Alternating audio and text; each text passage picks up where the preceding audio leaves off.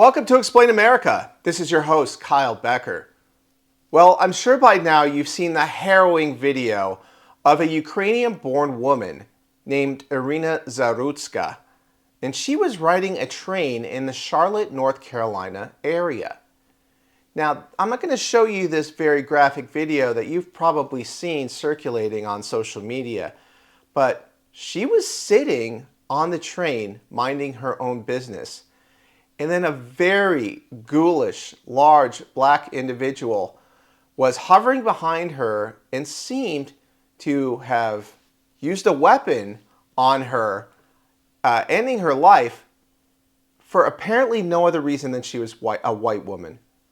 There seems to be no other explanation for this, but there is a shocking development, a twist in this case that is really going to blow your mind because, well, this is one of the most sickening things I've seen in a long time, and that's saying something. But before we get into this story, please like, share, and comment at Explain America. Join us. We appreciate your support for common sense journalism. Now, like I said, Irina Zarutska, she was riding this train and became a poster woman overnight for something heinous that's been going on in this country. And that is young women being targeted in inner cities. Now, you could read between the lines there, but in a lot of these cases, for some reason, they're not getting reported because the victim is white and the perpetrator is black or Muslim or some other so-called minority. Now, regardless of what you think about the race, these are being reported in the crime statistics. You can check them yourself on the FBI website. We don't make any judgment about that, except just statistically speaking, these cases are happening, and the media is not making a big deal out of them. And it's raising a lot of red flags because Irina Zarutska, she is someone who immediately caught the public's attention on social media. A lot of people identified with her. They've seen the terrible crime that's happening in inner cities in America, and we know that the crime's being underreported in these cities. And this should be an explosive case. It should be out there, front page, on every major news publication, but it's not. You can go to a popular website or an account on X named End Wokeness. End Wokeness is a very good account at finding facts and reporting facts that don't fit the narrative. And one of the things that this account put out on X was that there were 0 AP stories, 0 New York Times stories, 0 LA Times stories. And I went to these websites, you cannot find Irina Zarutska in there.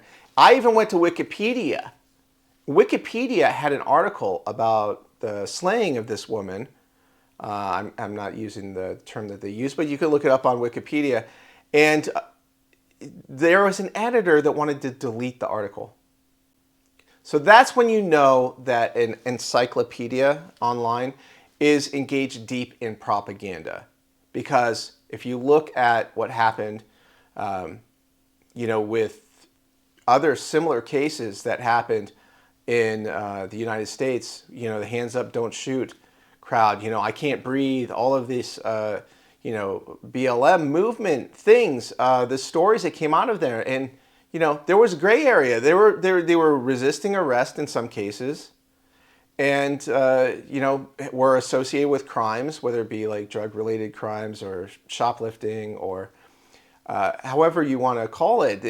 A lot of times there were crimes involved, actual crimes. This is a case of a woman sitting on a train by herself.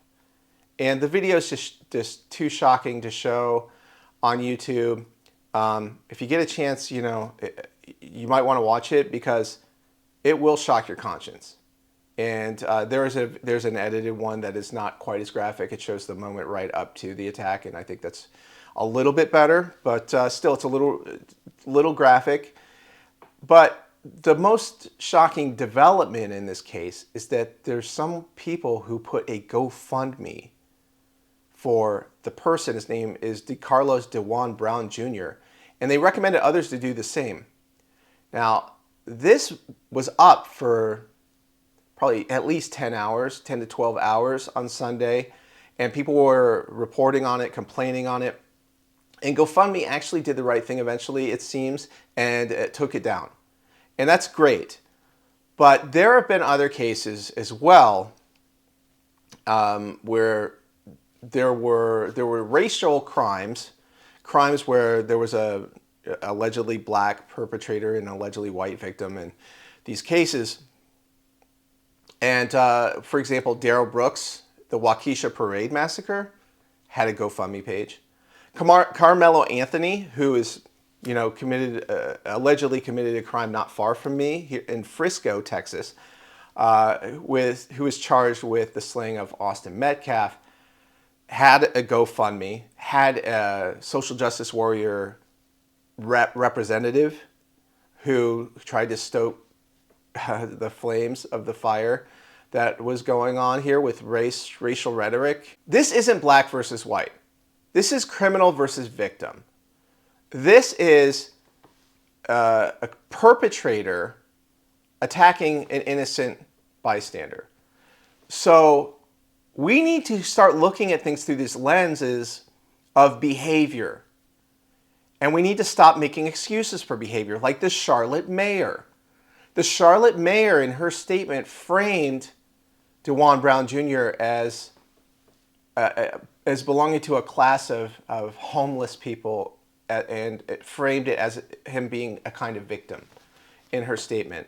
And it really showed a lack of empathy for the victim, and it showed pushing a woke social justice narrative that there needs to be equity. So in other words, if a white person gets murdered, then that's equity. And if a black person commits it, we don't want to report it because it fits a narrative that we're not comfortable with.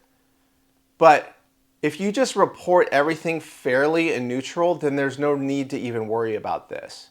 You're just reporting the truth. And the reason you're becoming obsolete, legacy media, is because you refuse to be honest.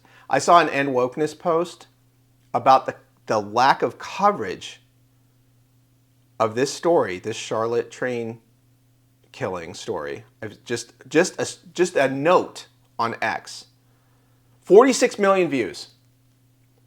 Now, do you think you're getting 46 million views from the evening news, like on your average show at MSNBC? Are you getting 46 million viewers on your video clips or videos?